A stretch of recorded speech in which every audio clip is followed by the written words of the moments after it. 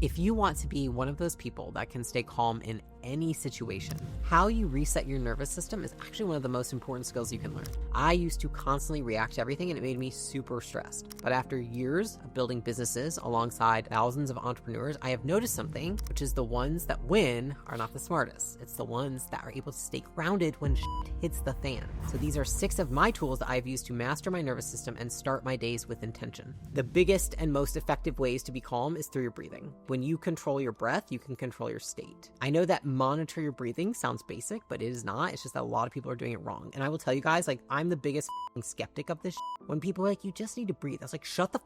I am breathing. I'd be dead if I wasn't. Like, I was like, please don't tell me this shit. This is dumb as And then I did it. I was like, you're dumb as They're not.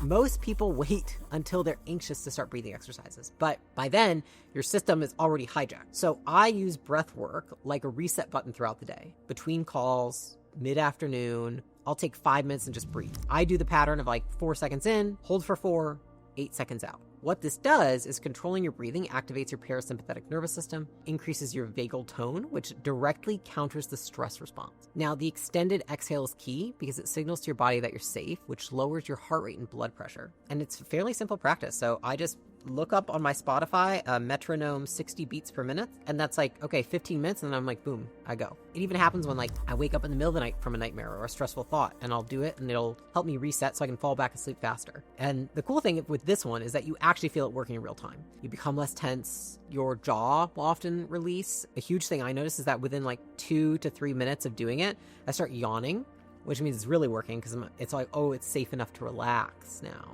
If you want to start doing this, the goal isn't to never feel pressure as a human. The goal is to teach your system how to come back from it faster. And so what you'll notice is as you start to learn this and as it really becomes second nature to you, you'll start using it when you feel stressed to regulate yourself. You'll just start breathing deeply and slowly because you know it will regulate you. You taught your body that skill. So how can you use this? The next time that you find yourself feeling tense or scattered, stop what you're doing and just do this for 60 seconds. And I promise you, if you do it consistently, even just once or twice a day, you will notice that stressful moments start to dissipate faster because stress is really just a feeling in the body. Like, how do you know you're stressed? You feel something in your body. If you can change that through something that's not your mind, but it's through your body, then that's great because it's like now you've given yourself time to also change your mind. I wouldn't be so caught up in sticking to some perfect routine or doing it in some way that stresses you out more. Do what works for you and find a time, a place, or a practice that feels easy because it feels easier to keep doing it. If you keep doing it, you're going to get results. The next up is meditation. I know what you're thinking, but I'm going to just tell you guys right now, probably wouldn't have guessed this, but I'm not a meditation guru.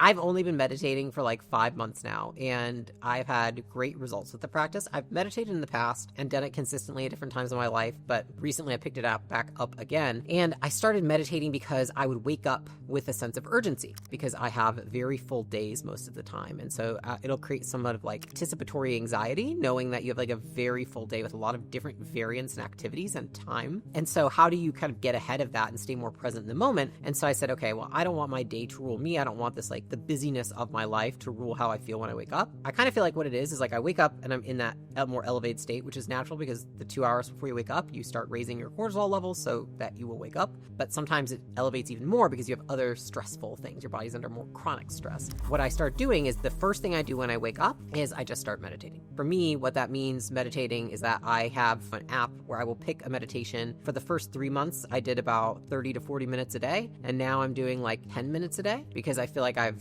gotten experienced enough that I can get into that state in a faster, like much quicker than I would in the beginning. Now, it was not easy. I would say like the first month, I don't even think I did it right. But I thought about what I wanted long term. And I was like, I really want to learn how to do this and do it in a way that's good. And so what I realized through doing it is like, it's not something that you're going to see the results from immediately. And I think like you can feel calm immediately, but it is really something that is to train your brain to slow down and your body to slow down in moments where it wants to speed up. And so for me, when I realized like what's the pinnacle point of my day, it's when I wake up in the morning. It's like immediate, get out of bed, go, go, go. And I was like, oh, I don't like that. I want to be more intentional. I want to be a little bit more in control of my day or how I show up when I first wake up. That's why I just decided to do it right when I'm just already in bed. And if your cortisol is chronically elevated, then your body's on high alert, which tanks your decision making, makes you feel like shit all around. I know that I have a lot of chronic stress in my life just by the way of which I've chosen to live my life, which I'm aware of. And so I've put different mechanisms into my day to try and combat that to like bring me to a good baseline so I'm not in that fight or flight. My job requires a lot of decision making. Emotions go up, decision making goes down. And so I try to do a lot of things to regulate my emotions. It's really like I start my day by showing my brain who's in control rather than being ruled by it. And so if you've never tried it, start small, maybe do 2 minutes, sit, breathe, realize that you don't know what the you're doing, a bunch of stuff's gonna pop up, and just like don't worry about doing it right. The goal is not to not have thoughts, it's just to notice those things and not react to them. And what you'll see is that like the more that you practice doing this, the easier it gets. And so like I know meditation is a tool and a buzzword that a lot of people talk about, and I don't think it's magic by any means, but it definitely makes me feel steadier and calmer on a daily basis. The next point I have is phone boundaries. If you want to stay calm, you need to protect your mental inbox. I have gone through different phases where I've done different things with my phone. And I will tell you now, I do not touch my phone in the bed in the morning. And I pause all my notifications at night so I'm not tempted to check something when I'm trying to wind down. I try to make sure that I complete my own work before I step into other people's work. I have a lot of other people's work that I have to do that gets put on my plate so I can move the business forward. But I also have my work, which if I do not protect that time to do my work, their work becomes my work. And it takes my work's time, and then my work gets done on the weekends for 12 hours each of my days, which I don't like doing. I have to focus on what's important, not just what is urgent or today's news for somebody else. So do I break this? Yes, sometimes I do. I check my phone. Sometimes I stay up late on Slack. Sometimes I just won't even notice these things. Like it'll turn on to my do not disturb, and then I'm like, this. Turn back on.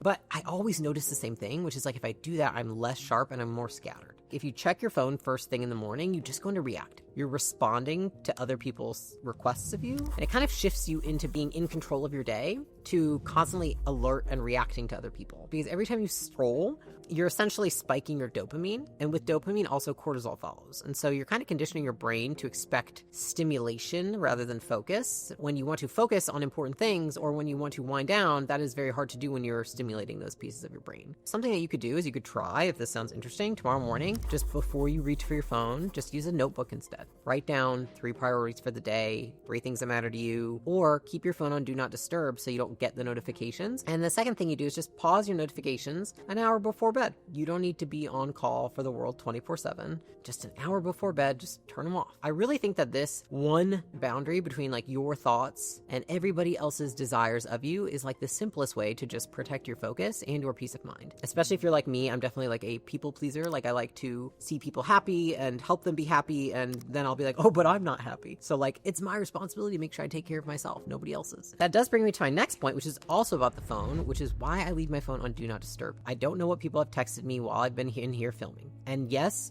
my family and friends hate it. My dad called me and asked me to make him an emergency so he can get through because he's worried that something happens, and he calls me and he can't get through.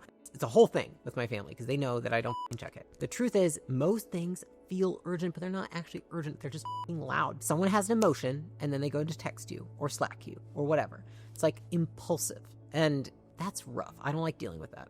When my phone is like pinging and I'm letting other people steal my momentum, I'm just in this reactive mode, and then I start getting resentful. It's not just reactive, it then turns into resentment. But what's easier is if I just don't see it in the first place. And so for a lot of you who don't have the bandwidth or I would say like impulse control to resist responding, if you don't see the responses by being on do not disturb, means that you only go to check something when you're ready to check it. And again, I'm not perfect with this. There are times where, I'm going to pick something else. I'm going to take it off do not disturb. I'm going to, have it off because there's something time sensitive I'm handling, but that's the exception. It's not my default. I decide when I'm going to engage in a conversation, not when somebody wants to engage with me. This is a really important reset because every little notification is like a tiny little stress signal. Our brains don't really know the difference between like a Slack ping, a text message, and like a fire alarm going off. It just knows that there's something interrupting you. And I don't think it's about like disconnecting from people and being like a freaking hermit. I think it's about keeping your focus on what matters and you being present with your life. And so for me, turning on the do not disturb is a great way to do that. I don't want to make someone think I'm ghosting them, doing this, doing that. And so like, I also think about how to message it in a way that's kind. We don't want to punish people by like ignoring them. We want to be kind, which is why things like in a workplace, you have a Slack, you can put an away message. That's kind because then people know why you're not responding. In personal life, you can't really do that. So it's like you kind of just got to let people know or make them the exception. Either one, pick 2 or 3 windows during the day when you'll check messages and put it on your calendar. Outside of that, unless you want to have like an actual texting conversation, just keep your phone on Do Not Disturb. When I work out, I wear noise canceling headphones and I do not play any music. I have my phone on Do Not Disturb and I just work out in silence. A lot of people do podcasts and music or something to distract them, but I've actually found that I really like working out in silence, having absolutely nothing, because I'm really fully engaged in what I'm doing. I've realized that it allows me to really focus on the movement. I engage my muscles more. I breathe properly. And like, I'm just so much more present. I'm not thinking about other things. And I really like that. So then I come out of my workout, not like I've just worked out my mind, but also like very calm. It's just a different energy when I'm doing it. It's very intentional rather than like, just like, I don't know, like brute force energy. Training in silence turns like a physical workout into almost like a mental one. You're not just strengthening your body.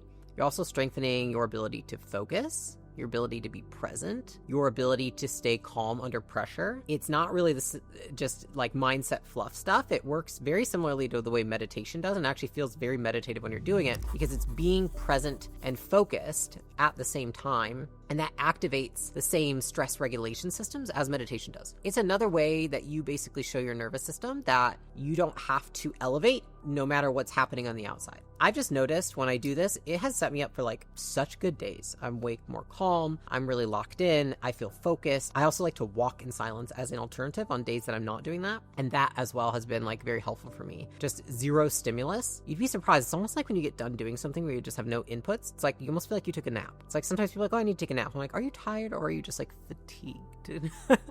What I would say is I would just try this. Next workout, just don't play music. The next tool to reset is moving. I don't think that you can think your way to calm. I think that you can move your way there much more easily. Movement for me is my reset button. It's how I shift gears when my mind doesn't want to slow down. This can be during the day or it can be before bed. I move throughout the entire day to keep my energy flowing. And I have 3 setups. I have standing, sitting, and walking. And I rotate between them because when you change position, you change focus. Like sometimes I forget and I will sit for 3 hours straight. Like even, I'll be honest, recording these videos, it's the most I sit. I don't sit. I stand, I walk, I sit, and I alternate. If I sit for too long, I get tired. But when I do move, even for 5 minutes, it can keep your energy up. You stay sharper and you don't get like locked into one mental mode. It's kind of the same thing like I do at night. I would go on a walk, then I would take a shower, and then I would stretch. I like go to a quiet place. I put something in the background, usually like some nice jazz music, and then I stretch. And that's like before bed, and it's like a nice transition. And so for me, I've realized that a lot of tools to change states, to reset your nervous system, to go and get prepared for something next that you're doing is to change your positioning. This is why for me during the day when I'm working, I like to change positions a lot. And I think sometimes people just feel weird about that kind of stuff. They're like, oh, is it weird that you stand during meetings or walk? I'm like, I mean, only if you think it's weird. I just don't care that much about judgment. I care more about being healthy. I think a lot of people treat movement like something that you only do for fitness, but I see it like something that I can use to make my life better in all ways. Because when I move, I'm releasing physical tension that builds up. It's like from sitting in that go mode all day because light movement of the body signals safety. So there's a lot of studies shown on like people, if they start walking forward and even just like looking at their surroundings will instantly reduce their anxiety and cortisol. When you stretch, when you walk or you change posture, you're telling your nervous system that I'm not trapped, I'm safe. And that one shift can like pull you out of a day of being in fight or flight faster than any kind of like journaling or anything else ever could. If you just do like 5 minutes of walking or stretching, you can feel so much better than an hour of scrolling on your phone. Let's just say every hour, try and move for at least 1 minute. Stand, stretch, refill your water, go pee. Just don't let your body and brain lock into that one position for too long. And then at night, make your movement the off switch, whether it's like a short walk, doing some stretching, deep breathing. You will notice that your body will unwind before your mind catches up. And if you pair this with the next one, the results will be even better. I use these tools because they help me feel and perform better, feel calmer and more clear. They are simple things that stacked up to help me build success over time. And if you like this video, do not forget to hit subscribe and watch this next video.